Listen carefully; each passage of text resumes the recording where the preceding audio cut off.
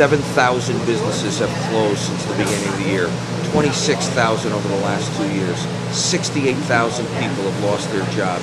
Right here in this small family-owned shop, 59 years of existence in Connecticut, they had to lay off 6 of 15 employees, cut the hours from 40 to 32. They're trying to stay alive. And the last thing we should be doing is making it more difficult for them to do business by raising their taxes.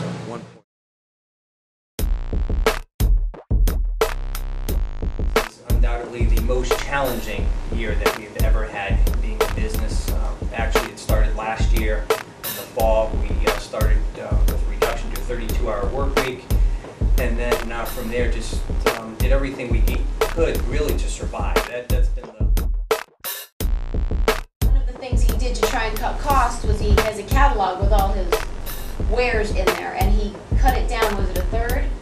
At least a third, from say 100 pages. Your budget is not what it was before. That's what we do every day in our lives. That's what he does. That's what thousands of businesses do in a recession, in a situation where...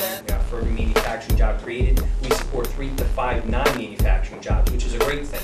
Unfortunately, when we lose a manufacturing job, that means we lose 3 to 5 other jobs out there. So there's unfortunately a much greater effect. When you hear Pratt may be losing 1,000 jobs, that's going to actually affect 3 to 5,000 other jobs out there in the state of Connecticut.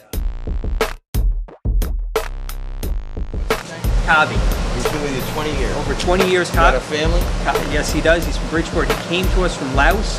He came here, took a welding class over in Bridgeport. We hired him out of the welding class. He became a U.S. citizen while working. If the policies we take in Hartford make it more difficult for you to do business, what happens to the father? You know, unfortunately, you know, the guy we had to lay off, he was with us over 10 years. You know, that's the hard part, is that, you know, you don't want to say anybody else has to go, but close and move to North Carolina at this point. I mean, and I don't say that jokingly. I mean, we have, you know, looked at those options. There are really options on the table for survival.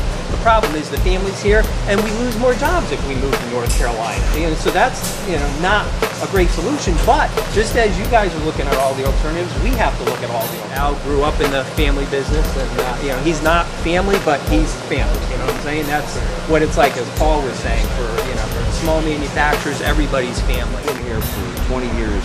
Maybe 24 years. 24 years.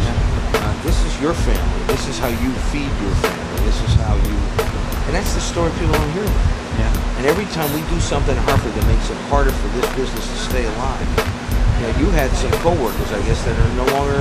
Yeah, I lost a welder, a couple part-timers.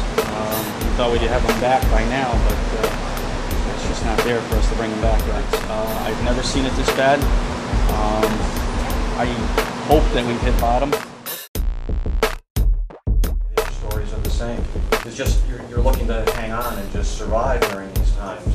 They talk about growing jobs. Well, small manufacturers are the companies that create the jobs. We're the engine that fuels the economy. And if we don't help the small and medium-sized manufacturers to stay in business and survive and grow, we won't have the opportunity to grow those jobs.